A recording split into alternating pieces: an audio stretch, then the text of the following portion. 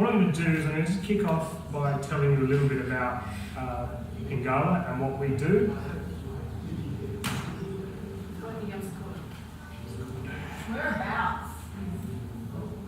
Is Pingala? Yeah. We're in Sydney. So we set up 5.5 years ago. What you might call our founder, April Crawford-Smith, working with Nikki Ison from Community Power Agency. They organised a public information session about community energy. So it's 2013, yeah, that's right. Around the beginning of the year, and at that time there was very little happening in community energy. Embed and Wind had been set up a couple of years before. There was about a dozen projects around the country, and so I guess with a desire to see a project happening in one of our capital cities, and another project happening in one of our capital cities, organised that event, and then invited people to attend a workshop. About 20 people turned up at the workshop, and we're just facilitating through the process of setting out a shared vision and the next steps of what we wanted to achieve.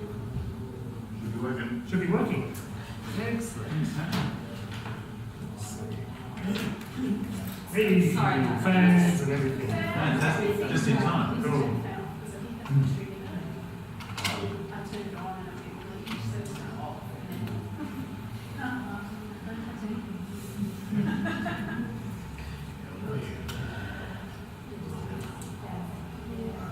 Okay, so Mike mentioned that Kevin's unable to join us for health reasons. I did a presentation. Kevin and I were going to go up to Newcastle Uni and do a 2-hour presentation as part of Innovation or Entrepreneurs Week or something. And while he was on the train, they got a phone call from his consultant doctor who said, "You need to come now."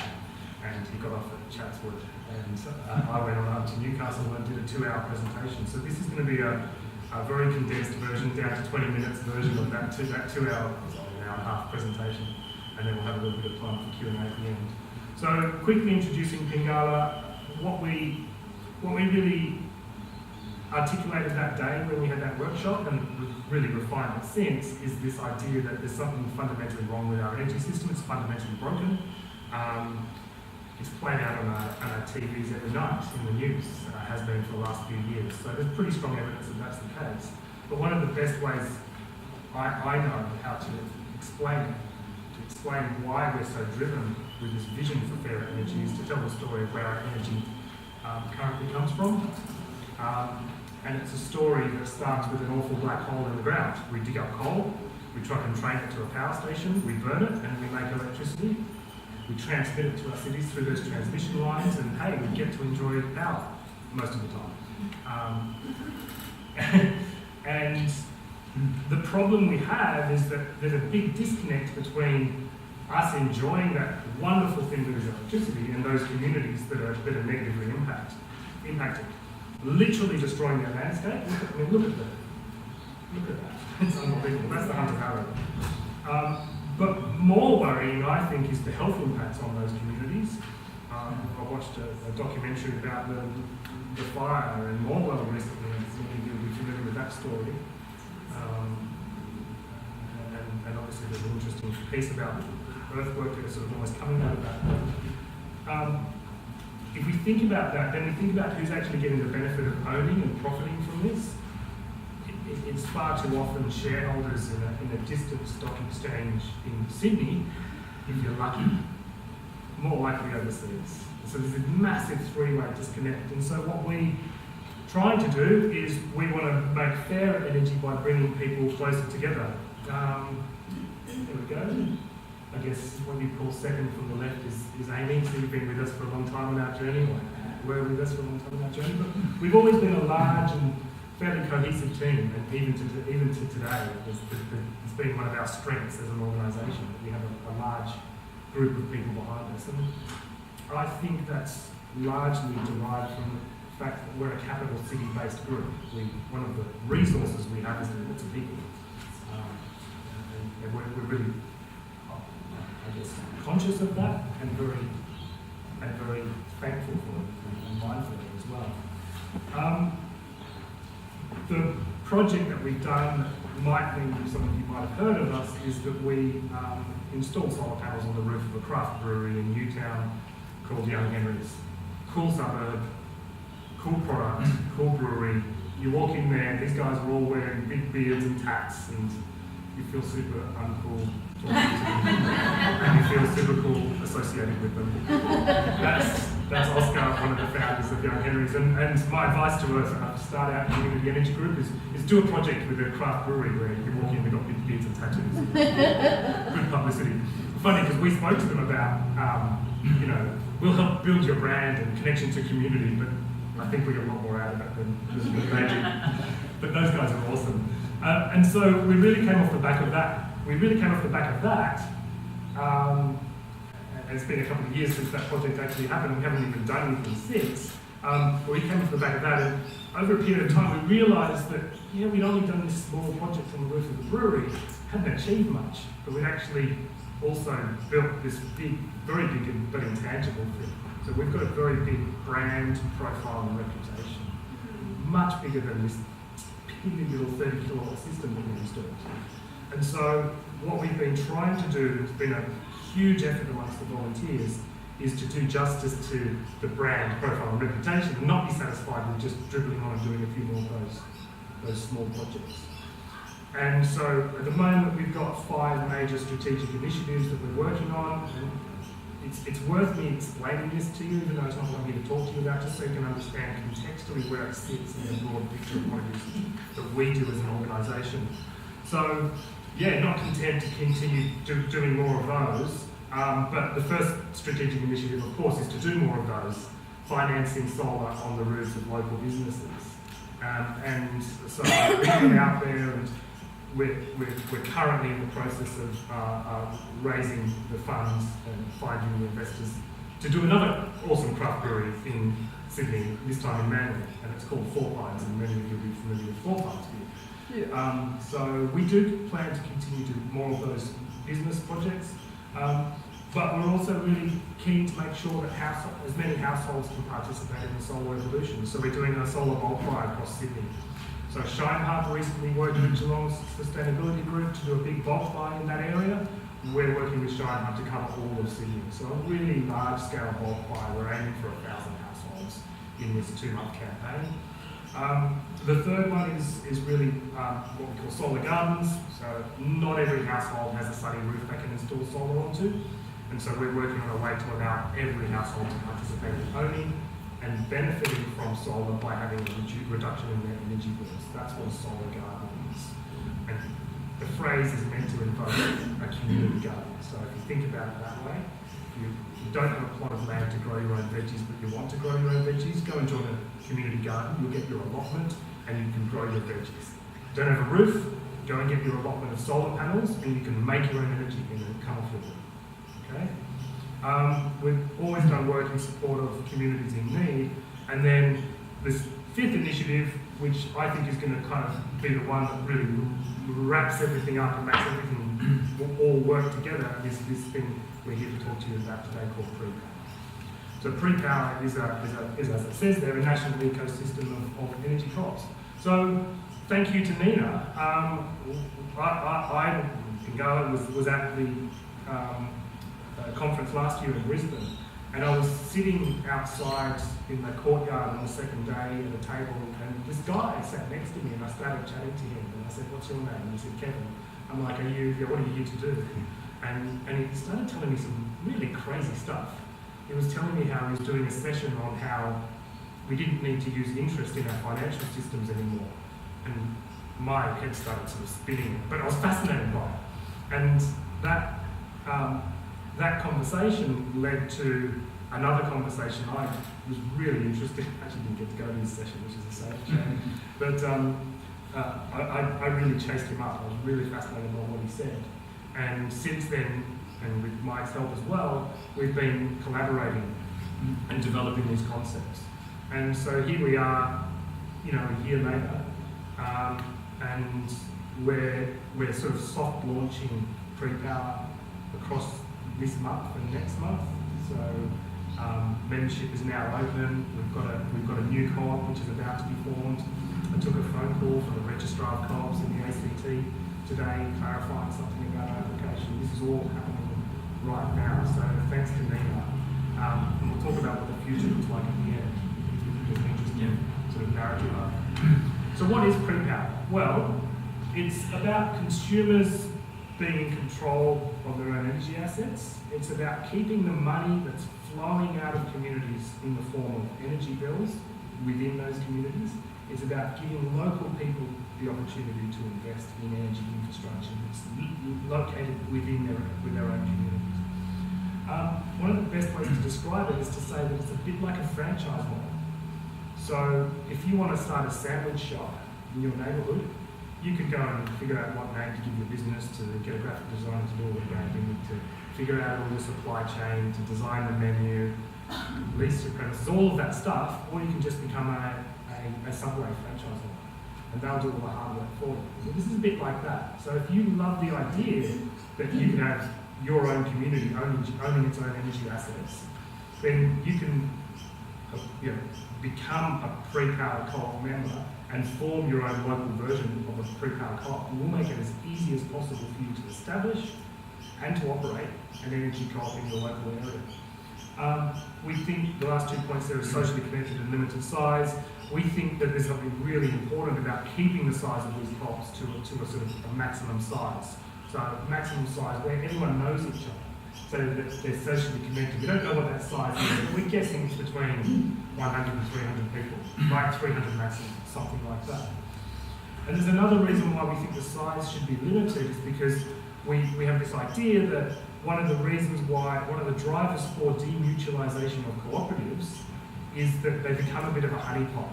And we just start we start seeing the managers of this really large cooperative being incentivised to demutualise and encouraging the members to do it. So we think that we can use smart information technologies to achieve economies of scale but still have lots and lots of co-ops. Or another way of thinking about it is we're creating Australia's first platform co-op for the energy sector. Now I'm going to use a few of these. How much time do I have? We've got 10 to 5. Yes, we've got Okay, 15, all right, so I'm really going to speed up. I'll use a few of these validation slides, but there was during the South Australian election, Elon Musk stood up at the South Australian Premier and said 50,000 households with batteries, 30% reduction in bills. And that was like, oh, that's really interesting, because we're talking about 30% reduction in bills, no upfront cost for households, but the end result will be very different with what we're planning. And I guess the point here is that it feels like there's a bit of a land grab going on. It's actually a roof grab. And these big corporate companies are trying to sign up as many customers as possible. I think I know why they're trying to do that. It's because they're trying to extract as much value out of them as possible. Well, let's keep that value in our communities. Yeah. A couple of slides, very friendly room on this stuff, but I just developed this slide just to explain my vision of thinking on what, simplistically, what is the corporate relationship. And really, you've got your means of production, you've got a supplier, and they can see the means of production. They can see how much it costs to produce the product. And you as the consumer, you have no idea. It's theoretically, supposedly, because of an efficient marketplace, that the suppliers are all competing with each other to lower the cost. But when we look at the way things are going, it's pretty obvious we've got failure in marketplaces all over the place. And energy is no exception to that. Energy is a chronic example of that. And then there's a co-op relationship where there actually is a supplier. The consumers themselves collectively own the means of production. They've got full visibility and they can see what's going on. So this is what we're working on, a national ecosystem of local energy co-ops. I'll just explain a couple of things. At the bottom there, that's WLPC, that's Kevin's company. And he's preparing the shareholders in his company to convert over to a consumer-owned co-op. And so what that consumer-owned co-op will be doing is providing services to its members, its consumers' technology services. The first example of that is going to be Pre Power, which is what Pignard is working on. And then Pre Power is going to then provide administrative services, that franchise piece, to an ecosystem of local energy co-ops. The first one's in Canberra. Okay, so that's sort of vision of what we're working towards. Kate Raworth, again, she was keynote speaker at NENA last year, and if we had time, if I was doing a 2-hour presentation, I'd play this clip because she talks about the importance of not just having a regenerative economy, but also a distributive economy. And we're really taking a strong lead from that. This is exactly the way to do it. A localized ecosystem where it's not all isolated, everybody's connected to each other. We're working collaboratively. So yeah, we think we've got 3 innovations. We've got this information systems platform, which is globally cutting edge. It's a bit like blockchain, but it's not, and that's what Kevin's doing. We've got a, yep. That's microgrid? No, it's Smaller. it's smaller. Yeah, it's a bit like blockchain. So it's not handling the flow of the electrons. It's not doing the energy trading. It's more doing the communications and the financial flows. Okay, so I'll quickly cover off on what that's about. That enables us to do infrastructure financing in a completely new way. So the way you finance infrastructure is you use equity or debt or a combination of the two. With Kevin's developed a way which relies on neither of those. We'll quickly cover off on that. And then we've got a big governance challenge, which there's not much to talk about there except to frame the challenge and what it looks like, because we haven't done any work. So I'll keep on pushing through. Now, this is the bit that would really help if Kevin was in the room, but I'll give it a bit of a crack. What Kevin's been working on for most of his working life, and he's retired, is these concepts around what's called a complex adaptive system. A complex adaptive system, they're widely used in information technology circles, particularly around things like doing forecasting in complex systems, like weather. The Bureau of Meteorology uses complex adaptive systems heavily so that they can model the weather. And what they do is they create these discrete programs and discrete cells that all work autonomously to model independent little parts of what the weather model should look like. And then when they're all built up to make a complete picture, we have very accurate forecasting of our weather that we're able to deliver to us today. So we're taking that idea, but we're applying it in information communications technologies. So this is like, I'm just going to go really deep just for a second, but one of the fundamental pieces of concepts to get around your head around on this is that our old information communications technology systems were based on the idea that we embed the meaning of data in the name of the object. And what that means is we have databases, and the databases have fields, and the fields will say something like name, address, phone number. And so we store the data, and when the data is stored, it will come from the program saying, this is the name, put that into your name field. And that's how they work. The problem is that's not how the real world works. Our brains don't work that way, and nature doesn't work that way. The way nature works is this way. The meaning of data is applied when it's used. So when I say to you, my name is Tom, I didn't say to you, data, field, name, Tom. I told you that my name was Tom. You're looking at a person, and you're able to apply through your brain the idea that my name is Tom. Now, a bit hard to get your head around. Now, there's an interesting use case on this one, which is proof of identity or security systems. And in fact, Kevin's got a track record of has actually developed a company from scratch, which is very successful in this field, proving people's identity, and it's widely used in the banking sector these days. So, if I want to know someone's name in the real world, I don't ask them to send me documents, and I don't try and validate that those documents are those documents according to the passport office and births, marriages registry, whatever. What I do, what do I do if I want to know someone's identity in the real world, human to human? I ask them, so hi, what's your name? And you say to me, Neil? Neil. And if that level of identity proof is good enough for the transaction we're going to have, we'll go ahead and have the interaction. But what if I don't? What if I need to have a greater degree of confidence about who Neil is? What do I do? 100 points to ask about items. No, not in a society, not in a sort of social one. Who do you know? Yeah, I try to find someone I know that knows you, and I say, hey, you know that Neil? Yeah, is she okay? She wants to borrow some money off me. Can you vouch for her? And that kind of someone would say. Now, think about that when you've got information technologies supporting it. It's not as laborious as having to manually find the person. We can do it in an instant, and it can be hundreds of connection points, all telling us that that person really is that person. And we can augment it with things like location data. Now, this is only possible if we rethink the very basis of how our information systems technologies work. So, that's the platform that we're sitting on.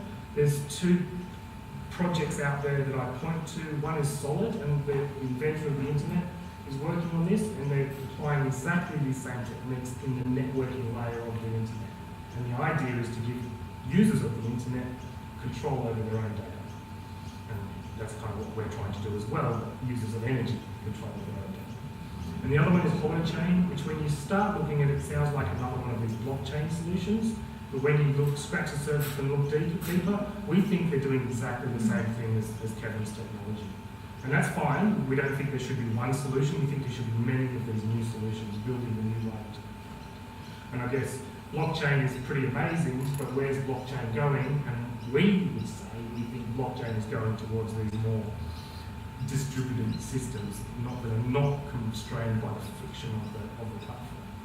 So I'm going to run out of time. Interest-free financing then becomes possible, and the reason it becomes possible is because we can have a much greater degree of confidence that who we're speaking to is who we're speaking to, and we can run peer-to-peer transactions.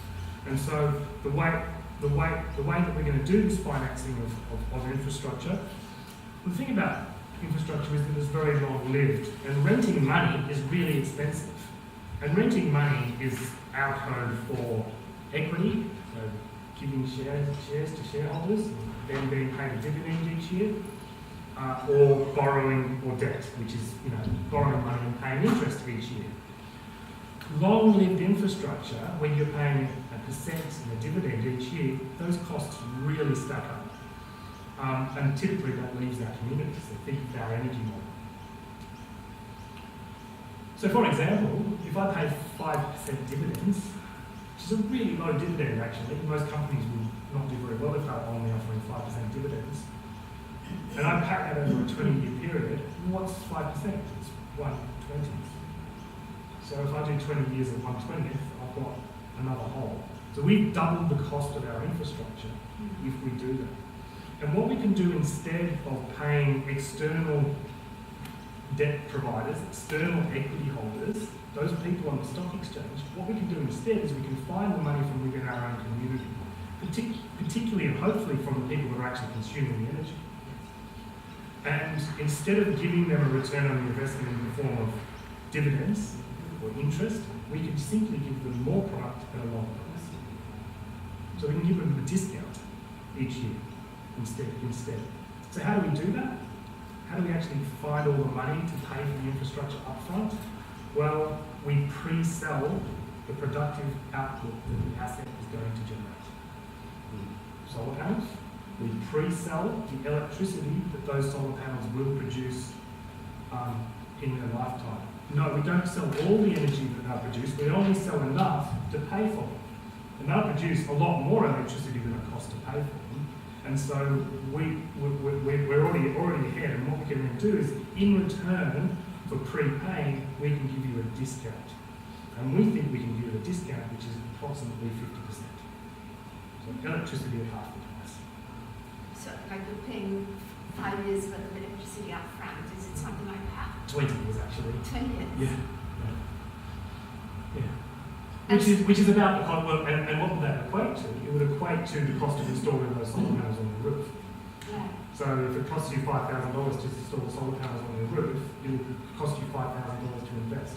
So we have to come up with an argument as to why it's better for you to do that as part of a cooperative effort versus doing it on your own. And we acknowledge that's a big challenge in Australia. 1.8 million households have all decided to do it on their own. Yeah. But we think the arguments for doing it collectively are compelling. And it opens up a bunch of other opportunities, such as people who don't have the money up front can borrow money from their neighbours, and they can still save money by doing it. Okay? So I'm running out of time. We'll move on. We've got questions at the end. I'm only giving you a real outline of what the thing is. So yeah, cover that off. And then we've got a complex governance challenge. So I explained, we're developing this energy-related piece here, and there's going to be, each one of these local co-ops is going to support hundreds of individual households, and there's going to be probably dozens of them. And then after a while, we might think about financing other long-lived infrastructure like water and homes. And this is kind of what it looks like. I do my own graphic design, by the way, if you want my services. That was great, isn't it? So imagine if each one of those sort of nodes, or each one of these groupings of households was 300 households, and there's dozens and dozens and dozens, thousands and thousands of people. And they're cooperatives, and they're consumer-owned cooperatives. So all of these people own this cooperative, and all of these cooperatives own these cooperatives, and all of these cooperatives own this co-op. So it's a fractal interconnected system. And at a sort of a unit level, it looks a bit like this. You've got customers and suppliers being involved in the governance. Maybe we need to consider, I'll just go to this view, maybe we need to consider investors and workers in the governance model, and probably we should throw in the broader community in that mix somewhere as well. This is a really challenging governance model. Imagine if Subway was owned by its consumers, and every year there had to be an AGM of all the subways, and all the subways had to figure that out. That's the kind of challenge we have on our hands. Now, we do a little bit of research, we do a bit of digging. Probably the best and most recent sort of research into large cooperative governance recently came out of the UK. This study by Professor Johnson Birchall, funded by Cooperatives UK. And this diagram is not in there, but this is one of the key takeaways for me, is that really large cooperative governance can be distilled down to these three key points. You need proper member representation, adequate member voice, and expertise at the board level.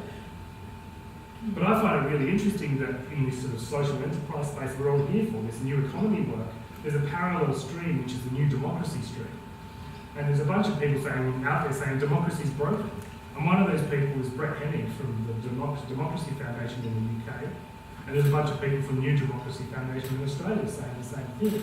And one of the things they're saying is that maybe we don't need to have experts on top, maybe we should have experts on tap. And so what we can do is we can immediately start to use those, what's known as sortition or citizen jury methods that are being developed in the new democracy movement, and simplify our governance model by only having members at the board level, but giving them really good access to representative samples of their own members through this concept of randomly selected juries, and giving them great access to experts so that they can make the sensible and informed decisions that all humans are capable of making. And that's the idea that we have, and we plan to sort of develop that concept in the future when the governance model challenge becomes big enough to justify it. So that's me done. Those are the three innovations. And yeah. Thank you, Tom. So in a minute I'll ask a question, but I just wanted to let you know, first of all, that you can probably already gather from the models that Tom put up there that it's not specific to power. It's something that can be used for any kind of a resource, which can be managed and operated collectively. So that can include things like water and housing is the one that we're starting to look at now. Because obviously there is a housing crisis in Australia, in fact there's a housing crisis around the Western world, but you've got a mixture of all kinds of things at the moment in Australia to do with affordability, homelessness, the vulnerability, the whole system of cyclic shocks, the fact that people's equity is tied up in their houses, so that's starving the rest of the economy, the investment that it needs. People are working like slaves just to pay off the mortgage for a place to live. It's completely crippling our productive economy. So it's not just about housing, it's actually about all the flow and effects. So it's a key theme in the new economy network as well. So that's why housing for us is a priority, it's something to target next. We're looking now at how to shape the model. Obviously every sector has different constraints and different legislative environment, different criteria it has to meet. If you think about, power, there's the fact that we're operating within a grid, within existing arrangements for production and distribution of power and the laws around that. And of course, in housing, we've got a whole lot of other stuff as well to do with everything from state government, regulatory frameworks, to how land is going to be used, and then local council ordinances and attitudes in community about housing residents as well. So a little bit of thought has to go into how we manage this, but already in the modelling that we've done, we can see that it's going to work. We just have to kind of get the details fleshed out and then start workshopping it with representatives from different parts of the community that will be involved and come up with a model. And we think that just as we've now got a model for power that we know works, we've got some challenges with scale, as you can see with the governance model. It's fine at the small scale, but as we scale up, it gets more tricky. We've got to resolve that. We're very confident we're going to be able to do that. So we think, this all started at last year's NENA, and now we've got power pretty much, at the stage where we can get it working. At this year's NENA, we hope that by next year's NENA we'll have something for housing that we can present as well. So there's more to come. So thanks very much for your attention. Would anybody want to ask questions? We're pretty tight, but let's do one. Come on, we're in a happy mood today, right? Yeah. Hundreds of questions. Yeah.